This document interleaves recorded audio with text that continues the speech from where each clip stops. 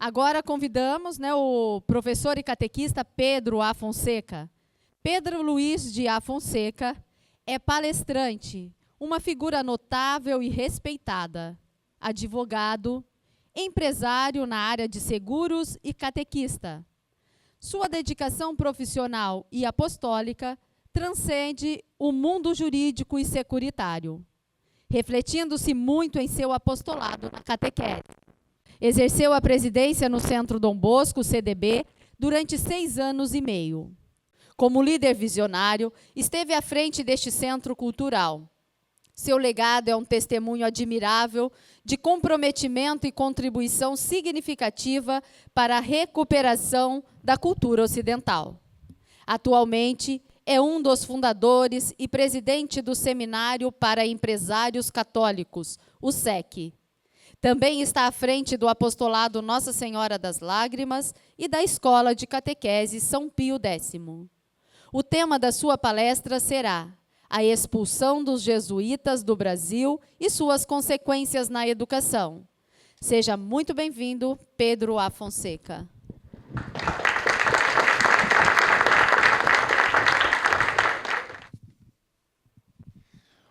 Bom dia mais uma vez. É uma grande alegria ter a oportunidade de dar uma palestra aqui. E, por mais que o título da palestra fale da expulsão da Companhia de Jesus, eu não deixarei, evidentemente, de falar do tema, mas até para que haja frutos espirituais e apostólicos da palestra, eu penso que é necessário ampliar o tema e entender o que significou na história do Brasil, da Europa e da própria Santa Igreja a expulsão da Companhia de Jesus, que está dentro do contexto, na realidade, da sua supressão, lá no século XVIII. Vamos só rezar, por favor, para iniciarmos essa palestra.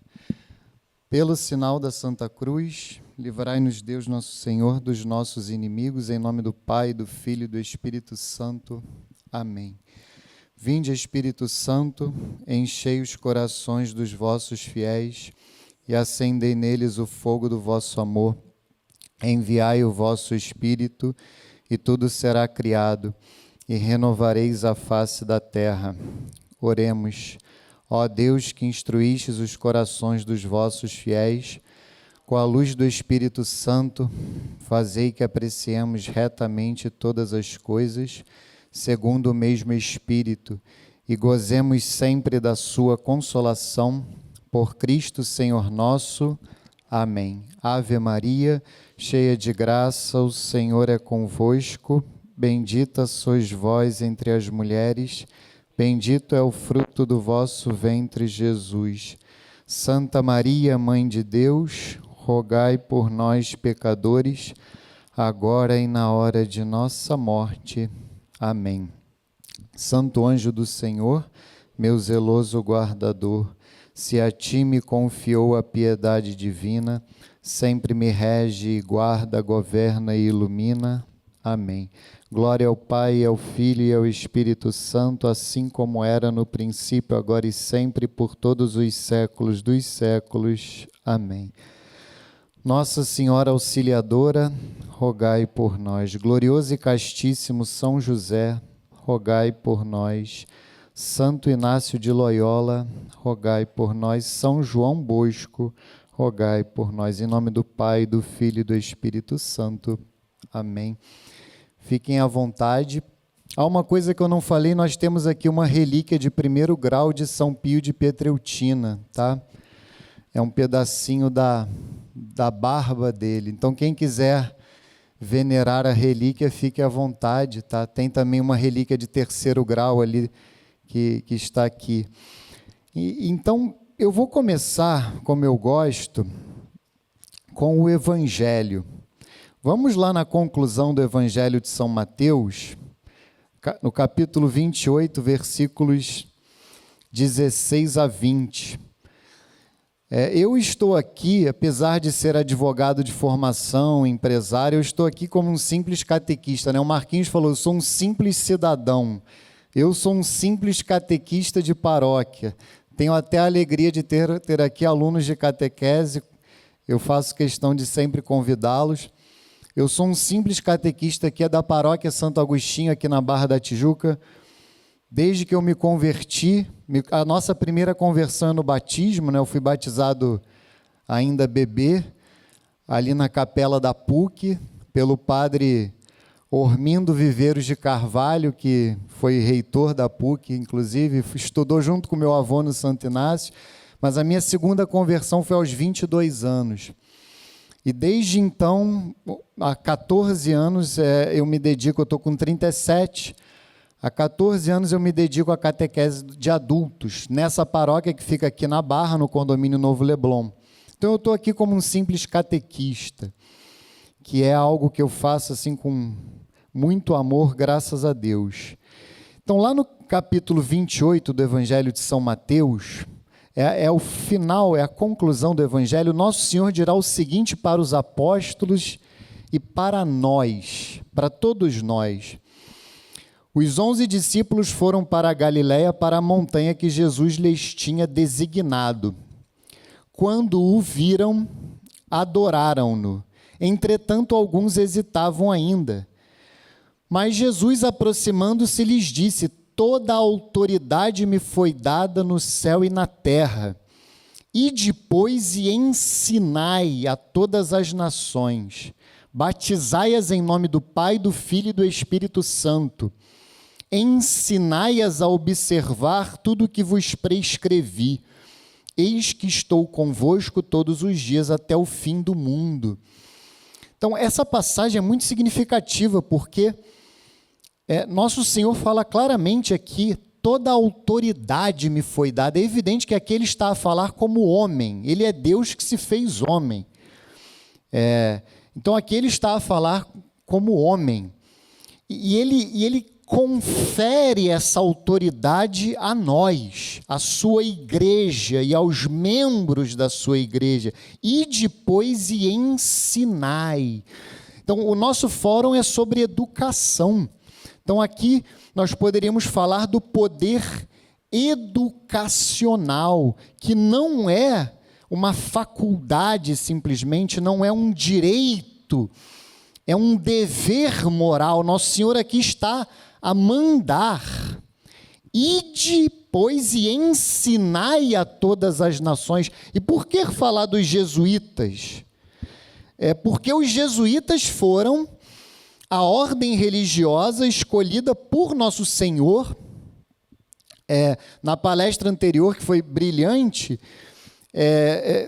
foi falado da fundação do Ocidente, e os secretos desígnios de Deus escolheram, dentre outras ordens que maravilhosamente estiveram presentes no Brasil, e nós devemos muito a elas, mas a Companhia de Jesus foi de forma especial, escolhida por nosso Senhor Jesus Cristo, para trazer o Evangelho e a doutrina da igreja para o continente americano de uma maneira geral e para o Brasil de uma maneira particular. Por isso é que quando nós falamos da expulsão dos jesuítas, isso está dentro do contexto da supressão da ordem dos jesuítas, da Companhia de Jesus.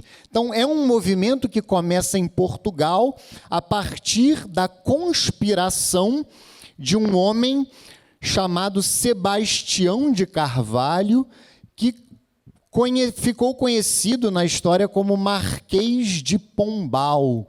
Então, a expulsão dos jesuítas, ela deve ser compreendida dentro do contexto da supressão da Companhia de Jesus e de todos esses atos conspiratórios promovidos pelo Marquês de Pombal, lá em Portugal, junto ao rei da época, para afastar os jesuítas do rei, afastar os jesuítas da coroa portuguesa e também afastar os jesuítas dos territórios portugueses, consequentemente do Brasil. Mas eu penso que o principal que nós temos a abordar nesta palestra deve ser essa compreensão, esse mandato, esse mandamento de nosso Senhor Jesus Cristo para nós, que foi dado aos jesuítas com relação ao Brasil e que hoje é dado a cada um de nós. Ide, pois, e ensinai. Se nós estamos aqui a refletir sobre educação, quais são as consequências práticas, concretas da expulsão dos jesuítas? Quem quiser se aprofundar sobre esse tema, eu vou deixar aqui um tempinho, eu vou pedir a Dalva. Quem quiser, o Centro Dom Bosco, ele tem uma obra especificamente publicada sobre a supressão da Companhia de Jesus, que vai falar não apenas da expulsão dos jesuítas do Brasil, mas de todos os países onde eles estavam estabelecidos e da supressão da ordem como um todo, que foi escrita por um padre brasileiro, inclusive o padre João Batista Hafkemeyer. Então está aqui, é da editora do Centro Dom Bosco, e essa obra maravilhosa, que também é da editora do Centro Dom Bosco, que é da Dorignac, que é a história da Companhia de Jesus, que aqui no volume 2, tem já em volume único, mas a minha edição é antiga, que no volume 2 vai falar da supressão da Companhia de Jesus. Só que, a meu ver, eu não achei adequado entrar nas minúcias dos fatos históricos na palestra. Seria muito mais adequado nós entendermos o sentido da expulsão dos jesuítas, que é o sentido da nossa crise educacional hoje, que é justamente afastar nosso Senhor Jesus Cristo da educação. Porque o que eram os jesuítas no Brasil, no momento em que eles foram expulsos daqui? Eles que eram os educadores, né? Por mais que, infelizmente, o patrono da educação brasileira seja considerado Paulo Freire, mas com todo respeito, o patrono da educação brasileira é São José de Anchieta, o apóstolo do Brasil, jesuíta.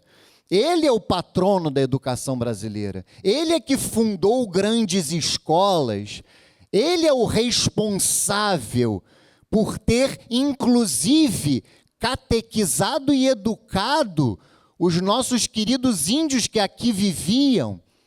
Ele educou, ele teve o cuidado de escrever um catecismo em tupi-guarani.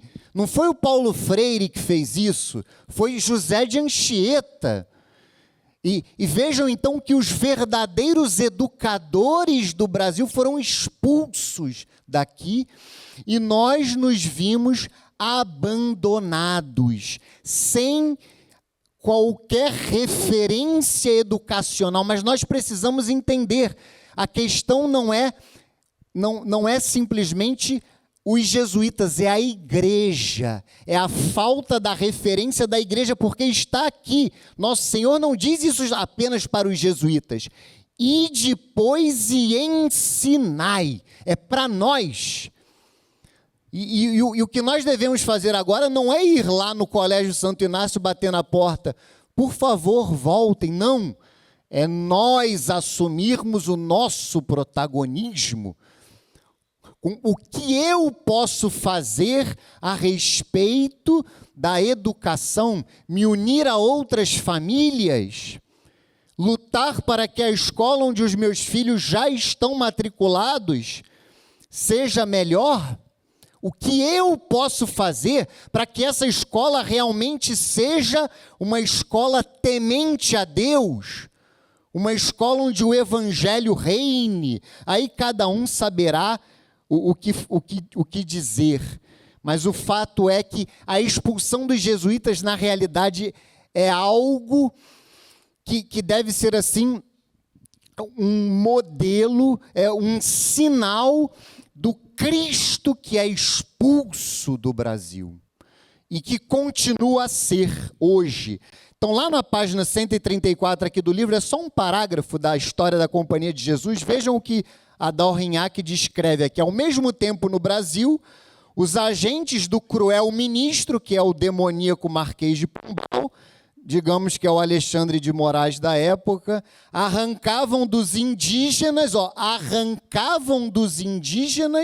os missionários que os haviam feito filhos de Deus, ou seja, haviam batizado aqueles indígenas.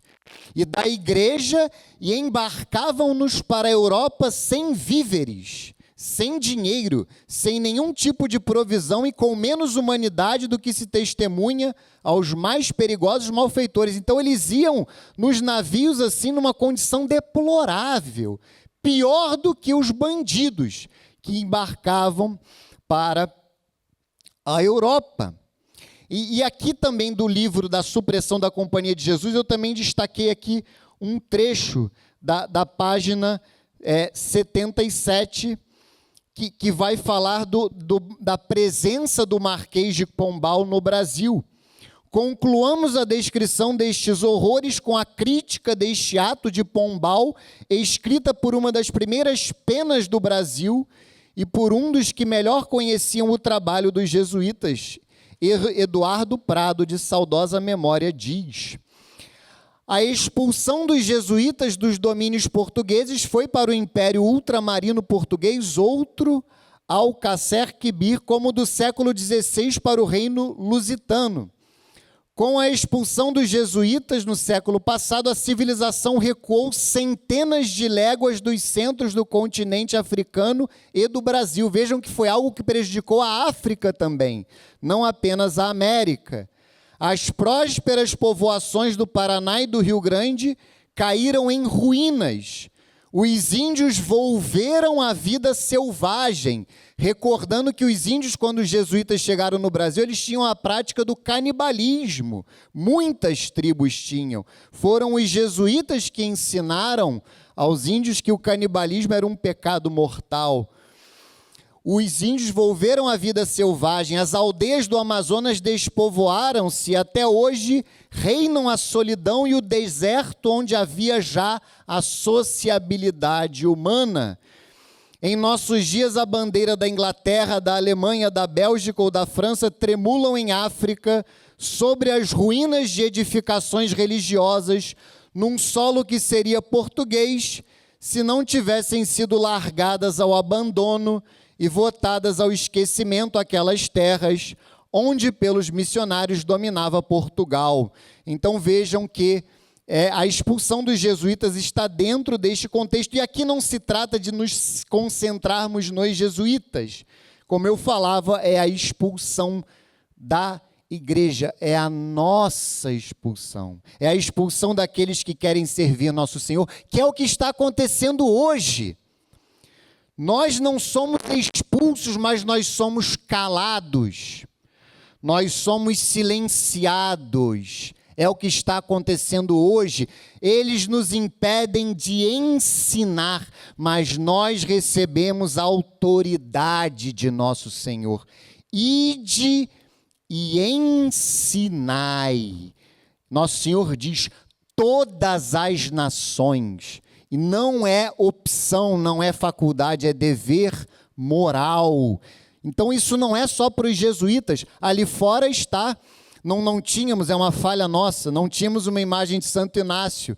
Aí como o meu amigo Padre Evelho, aqui o Frei Evelho da São Francisco de Paula, ele deu uma imagem de São Francisco de Paula, eu trouxe porque foram os primeiros religiosos que chegaram aqui na Barra da Tijuca. Eu brinco que São Francisco de Paula é o padroeiro da Barra da Tijuca.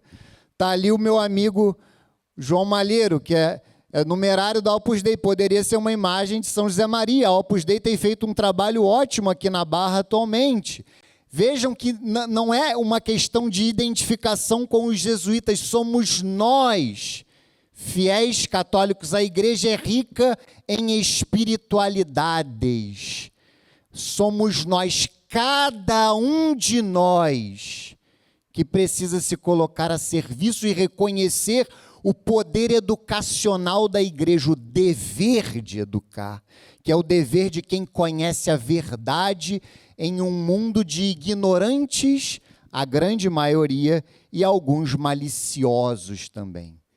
Uma grande maioria de ignorantes que não conhecem nosso Senhor Jesus Cristo, e nós temos essa graça de conhecê-lo, conhecer a sua doutrina.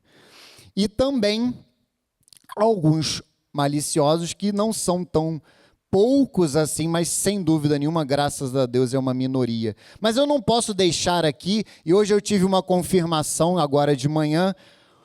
Um rapaz veio me agradecer, que ele disse que eu fui catequista dele à distância e que, graças a mim, eu nem sabia disso, ele tinha deixado a maçonaria. E eu estava realmente assim, na dúvida se eu deveria falar desse assunto, que é um assunto um pouco espinhoso, mas eu preciso falar deste assunto porque o Marquês de Pombal tinha relações muito próximas com a maçonaria, e ele expulsou os jesuítas justamente por conta disso. E nós, então, precisamos falar deste assunto. E aí eu volto ao brilhante Papa Leão XIII, no seu documento Humanum Genus, que é sobre o gênero humano. Humanum Genus significa isto, é sobre a maçonaria. E ele vai falar claramente, porque a maçonaria é justamente, nós precisamos entender isso, uma igreja de ponta cabeça. Ela vem para subverter a ordem estabelecida por nosso Senhor Jesus Cristo e estabelecer uma sociedade secularizada, uma sociedade sem Deus, uma sociedade em que Cristo não reina. Então, essa crise que nós vivemos na educação e na segurança pública, ela é consequência de séculos de revolução, em especial a Revolução Francesa, que o Papa Leão XIII vai denunciar aqui, essa revolução liberal que tira nosso Senhor Jesus Cristo do centro da sociedade. E a maçonaria, que o padre Mateus de Aquino, numa homilia que eu assisti no ano passado, talvez, ali da paróquia São José, chama de sinagoga de Satanás, que é uma expressão de São João no livro do Apocalipse, é uma expressão muito forte, mas me parece muito adequada. O Papa Leão XIII vai denunciar, porque essa secularização que nós vivemos é consequência da atuação dos liberais, como o Marquês de Pombal. Vejam o que o Papa Leão XIII, isso aqui é doutrina da igreja, gente. Isso aqui é magistério da igreja. Vejam a introdução do documento Humanum Genus, e depois eu vou chegar em outro documento para concluir a carta encíclica Divini Ilius Magistri, do Papa Pio XI, no contexto do fascismo de Benito Mussolini. O Papa Pio XI corajosamente vai falar de educação, que é o que nós temos que fazer hoje. Não importa o Alexandre de Moraes, não importa lá o barbudo, o servo de Satanás, que eu não gosto nem de falar o nome. O Papa Pio XI escreveu a Divini Ilius Magistri no contexto do fascismo de Benito Mussolini, e já ali começava Hitler com o nazismo. Nós temos que ter a virtude da fortaleza.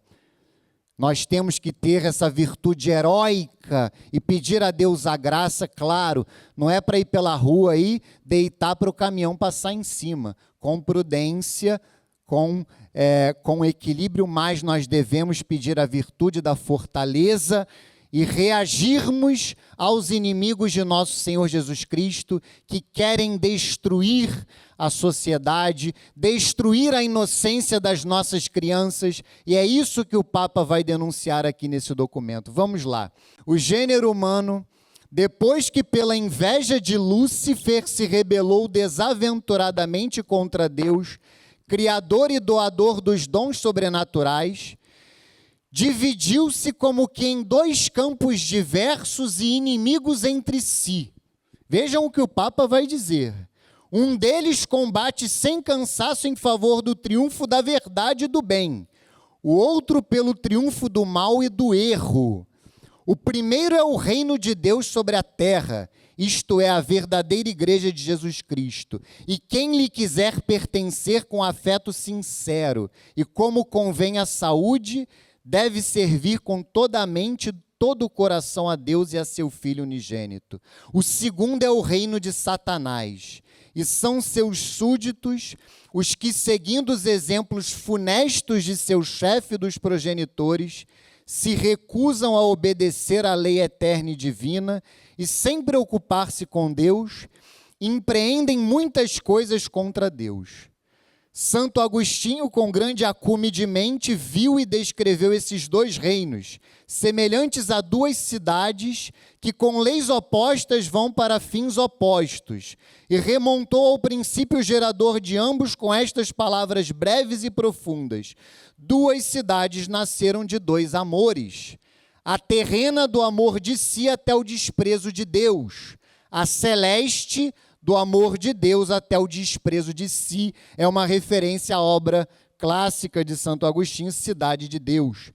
Em toda a longa série dos séculos, essas duas cidades combateram uma contra a outra, com armas e combates variados, ainda que nem sempre com o mesmo ardor e ímpeto.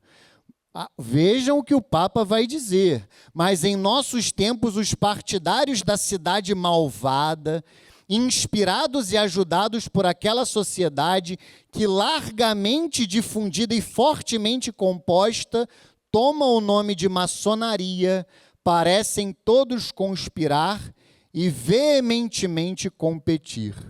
Com efeito, já sem disfarçar os seus intentos, insurgem com audácia extrema contra a soberania de Deus, agem aberta e publicamente para a ruína da Santa Igreja, com o propósito de despojar completamente, se fosse possível, os povos cristãos dos benefícios que Cristo, nosso Salvador, trouxe ao mundo. Gemendo sobre esses males, muitas vezes impulsionados pela caridade, somos obrigados a gritar para Deus: eis que teus inimigos se agitam, e os que te odeiam levantam a cabeça. Eles tramaram um plano e conspiram contra teus protegidos e dizem: vinde, vamos removê-los do meio das nações. Salmo 88, 3, 4. Nesse combate tão presente, nessa guerra tão feroz e pertinaz ao cristianismo, é nosso dever, vejam que ele fala enquanto Papa, vigário de Cristo na terra, é nosso dever indicar o perigo, apontar os inimigos e resistir no que podemos aos seus desígnios e artifícios, para que não se percam eternamente as almas que nos foram confiadas e o reino de Jesus Cristo confiado à nossa tutela não somente fique, mas se mantenha íntegro e por novo e contínuo aumento se dilate por toda a terra. E aqui eu faço questão de ler que não é uma manifestação isolada, já bastaria. Mas vejam aqui que ele vai fazer referência a todas as manifestações dos predecessores, para ver que é um ensinamento infalível, consolidado a respeito da maçonaria. Os pontífices romanos, nossos predecessores, vigiando pela saúde do povo cristão, entenderam logo quem era e o que queria este inimigo capital, que saía dos covis de conjurações tenebrosas, e antevendo com o pensamento por vir, e dando como que o sinal, admoestaram príncipes e povos a não se deixarem enganar por esperteza e manipulações insidiosas. O primeiro aviso do perigo foi dado por Clemente XII, no ano de 1738, pouquíssimos anos depois do surgimento da primeira loja maçônica em Londres. 17 anos depois, se eu não me engano, melhor, foi em 1717 que surgiu, 21 anos depois. Sua Constituição foi confirmada e renovada por Bento XIV. Seguiu suas pegadas Pio VII e depois Leão XII, com a Constituição Apostólica Quo Graviora, abrangendo sobre este argumento as atas e os decretos de seus predecessores, os ratificou e selou com sanção irrevogável. Neste mesmo sentido, falaram Pio VIII, Gregório XVI e mais vezes Pio IX. Vejam então que é um posicionamento consolidado da Santa Igreja que nós não temos o que questionar, enquanto fiéis católicos, claro, mas que depois o Papa, claro, vai argumentar, ele não vai terminar o documento aqui, e vai mostrar como, com relação à educação, aquele mandamento de nosso Senhor Jesus Cristo, A maçonaria, historicamente, como fez o Marquês de Pombal aqui no Brasil, em Portugal e em toda a Europa, secularizou a educação. Tirou o nosso Senhor Jesus Cristo das salas de aula. E essa crise de segurança pública é consequência disto. E não apenas da educação em sala de aula. A maçonaria também secularizou o matrimônio, secularizou as famílias. É aí que surge o casamento civil. O casamento civil não existia até as revoluções liberais. O matrimônio sempre foi... 5 minutos, só Jesus. O matrimônio sempre foi, desde as sociedades mais primitivas, como falava o nosso querido palestrante anterior, desde as sociedades mais primitivas, o matrimônio sempre foi uma instituição religiosa. Sempre.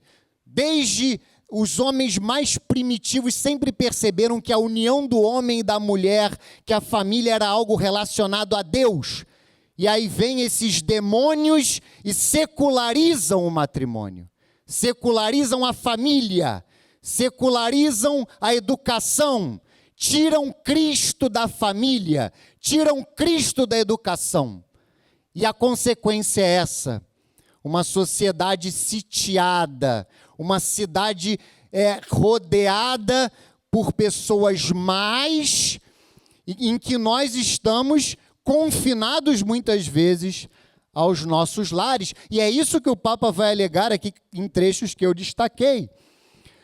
Vejam o que o Papa vai dizer. Quanto ao consórcio doméstico, ou seja, a família, o matrimônio, eis pouco mais ou menos toda a doutrina dos naturalistas. Naturalistas são os liberais, e aqui no caso os maçons. O matrimônio não passa de um contrato civil. Pode ser desfeito pela vontade dos contraentes. O poder sobre o vínculo matrimonial pertence ao Estado. Na educação dos filhos, vejam, não se deve impor nenhuma religião. Ao crescer na idade, cada um esteja livre de escolher para si a que mais lhe agradar. Gente, quem trouxe isso foi a maçonaria. O Papa está escrevendo isso no século XIX. Os maçons não só aceitam sem reservas esses princípios, mas desde há muito tempo procuram introduzi-los nos costumes e usos da vida.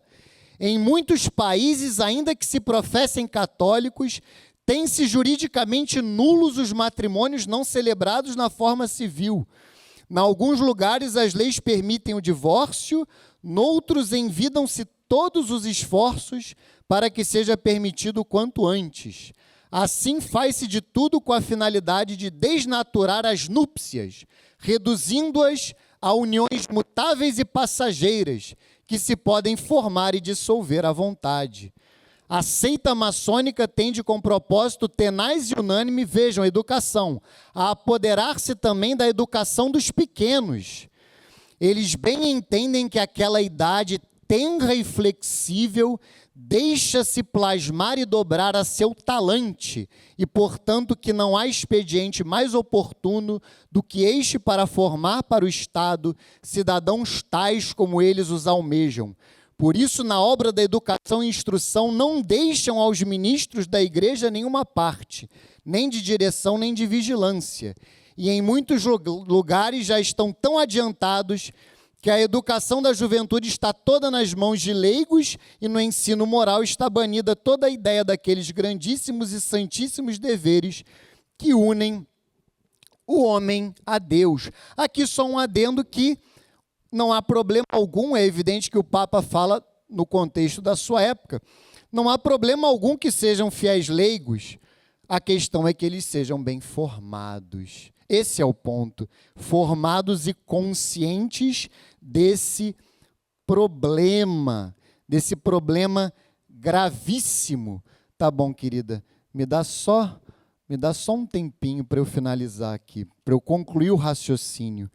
Então, o Papa, então, ele vai falar de maneira clara que nós devemos lutar para combater este estado de coisas combater este estado de coisas, nós precisamos recuperar o quê? Qual é o fruto? Qual é a conclusão da palestra? Porque quem foi expulso do Brasil no século XVIII? Fomos nós. Esse é o ponto. O que eu queria dizer aqui é isto. No século XVIII, nós que cremos em nosso Senhor Jesus Cristo, nós fomos expulsos do Brasil. E o meu questionamento para vocês é que eu tenho as minhas dúvidas se nós já voltamos, se nós já regressamos. Os jesuítas voltaram, eles voltaram, mas nós voltamos, Cristo voltou.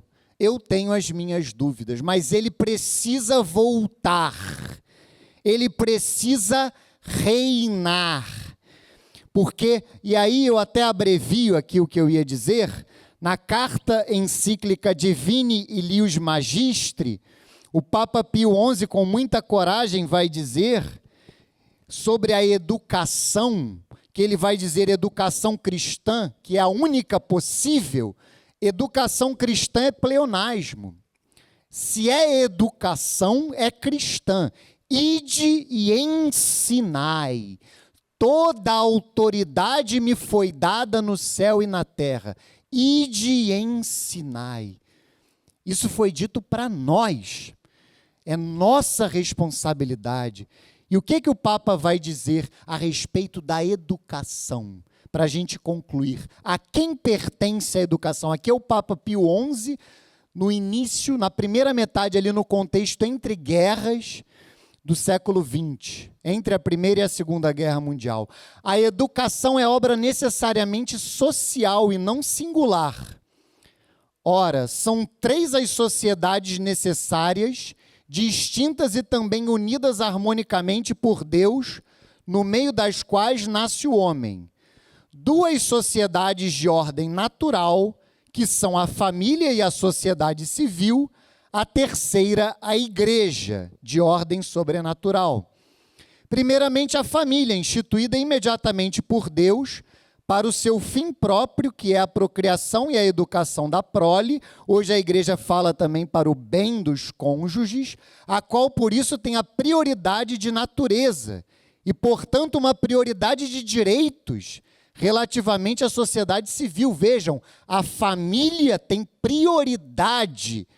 Por mais que a sociedade civil, dirá o Papa, seja uma sociedade mais perfeita do que a família, a prioridade na educação é da família, porque ela é anterior ao Estado, ela é anterior à sociedade civil. A sociedade civil nada mais é do que uma reunião de várias famílias. Então, a família, dirá o Papa Pio XI, ela tem a prioridade. Os pais são chamados a educar e nós precisamos assumir este protagonismo. Não obstante, a família é uma sociedade imperfeita, porque não possui em si todos os meios para o próprio aperfeiçoamento, ao passo que a sociedade civil é uma sociedade perfeita, tendo em si todos os meios para o próprio fim, que é o bem comum temporal, pelo que, sob este aspecto, isto é, em ordem ao bem comum, ela tem a preeminência sobre a família, que atinge precisamente na sociedade civil a sua conveniente perfeição temporal. Isso é muito belo. Por isso é que existem as escolas. As escolas nada mais são do que famílias que se reúnem na sociedade civil. E existem hoje muitas escolas, como é o caso, inclusive, da escola onde os meus filhos estudam, que é o Porto Real. Mais uma vez eu cito ali o meu amigo João Malheiro, que participou da fundação desta escola, e ela surge como famílias que se reuniram para fazer a escola. Vejam que a sociedade civil é isso, e deveria ser isso. Os hospitais deveriam surgir assim. Tudo deveria surgir assim. Hoje é que a nossa postura é cruzar os braços e pedir ao Estado para nos dar. Isso é absurdo. Nós devemos assumir o protagonismo na vida social. Nós cristãos, nós que servimos nosso Senhor, paremos de pedir esmolas e migalhas para esses homens maus que hoje nos governam, em regra. Claro que a gente não pode generalizar. Existem exceções, mas em regra são homens maus, infelizmente. A terceira sociedade em que nasce o homem, mediante o batismo para a vida divina da graça, é a igreja, sociedade de ordem sobrenatural e universal, sociedade perfeita, porque reúne em si todos os meios para o seu fim, que é a salvação eterna dos homens e, portanto, suprema na sua ordem. Por consequência, a educação, que considera todo homem individual e socialmente na ordem da natureza e da graça, pertence a estas três sociedades necessárias, em proporção diversa e correspondente, segundo a atual ordem de providência estabelecida por Deus, a coordenação dos seus respectivos fins. Então, a educação é isto, e não o que fez o Marquês de Pombal, e não o que propõe a maçonaria. Então, só para a gente encerrar, eu começo e termino com o Evangelho, aquela passagem tão bela de Nosso Senhor aos 12 anos, que vai mostrar ali que Nosso Senhor, ele era educado pela Sagrada Família, mas também se educava ali junto aos doutores do templo, não deixava ali de ser um modelo de uma escola. Ele ia aos doutores, por mais que ele mais ensinava do que aprendia ali. Vamos lá. Lucas 2, 41 a 52. E rezemos para que a nossa cidade, então, Cristo volte a reinar por ela. Eu encerrarei depois diretamente com uma oração. Seus pais iam todos os anos a Jerusalém para a festa da Páscoa. Tendo ele atingido 12 anos, subiram a Jerusalém segundo o costume da festa. Acabados os dias da festa, quando voltavam, ficou o menino Jesus em Jerusalém sem que os seus pais o percebessem. Pensando que ele estivesse com os seus companheiros de comitiva, andaram caminho de um dia e o buscaram entre os parentes e conhecidos. Mas não o encontrando, voltaram a Jerusalém à procura dele. 3 dias depois o acharam no templo, sentado no meio dos doutores, ouvindo-os e interrogando-os. Vejam, aqui é um modelo de uma escola, muito bela, inclusive. Todos os que o ouviam estavam maravilhados da sabedoria de suas respostas. Quando eles o viram, ficaram admirados e sua mãe disse-lhe: meu filho, que nos fizeste? Eis que teu pai e eu andávamos à tua procura cheios de aflição. Respondeu-lhes ele: por que me procuráveis? Não sabias que devo ocupar-me das coisas de meu pai? Eles, porém, não compreenderam o que ele lhes dissera. Em seguida desceu com eles a Nazaré e lhes era submisso. Essa submissão também indica a educação. Sua mãe guardava todas essas coisas no seu coração. E aqui a educação vem no 52. E Jesus crescia em estatura, em sabedoria e graça diante de Deus e dos homens. Em nome do Pai, do Filho e do Espírito Santo. Amém. Pai nosso, que estais nos céus, santificado seja o vosso nome. Venha a nós o vosso reino. Seja feita a vossa vontade, assim na terra como no céu. O pão nosso de cada dia nos dai hoje. Perdoai-nos as nossas ofensas, assim como nós perdoamos a quem nos tem ofendido, e não nos deixeis cair em tentação, mas livrai-nos do mal. Amém. Glória ao Pai, ao Filho e ao Espírito Santo, assim como era no princípio, agora e sempre, por todos os séculos dos séculos. Amém. Nossa Senhora de Guadalupe, rogai por nós. Glorioso e castíssimo São José, rogai por nós. Santo Inácio de Loyola, rogai por nós. São Francisco de Paula, rogai por nós. Em nome do Pai, do Filho e do Espírito Santo. Amém.